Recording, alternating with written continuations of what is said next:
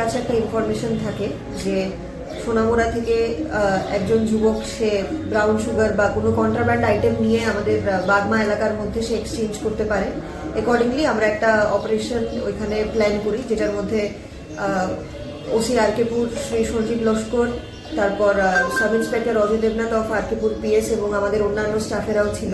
তো অ্যাকর্ডিংলি আমরা যেভাবে প্ল্যান করি ওই মোতাবেক আমরা প্রায় 3টের দিকে একজনকে ওই এরিয়া থেকে আটক করতে পারি এবং তার বডি সার্চ করার পর আমরা তার কাছ থেকে 2টো ব্রাউন সুগারের কেস রিকভার করতে পেরেছি, যেটার ওজন প্রায় 24 গ্রামস অফ কন্ট্রাব্যান্ডস।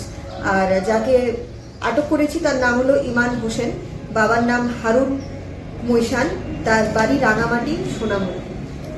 কত টাকা হবে আনুমানিক? যে অ্যামাউন্ট আজকে আমরা সিজ করতে পেরেছি তার বর্তমান মার্কেট রেট প্রায় 1 থেকে 1.5 লক্ষ টাকা। হ্যাঁ, যখন আমরা কোনো এনডিপিএস কেস আমরা রেজিস্টার করি তখন কারা ওদের সঙ্গে আরো জড়িত আছে র্যাকেটটাকে খোঁজার চেষ্টা আমরা করি। তো যথারীতিভাবে এটার মধ্যে আমরা সেম প্রসেসেই কাজ করি।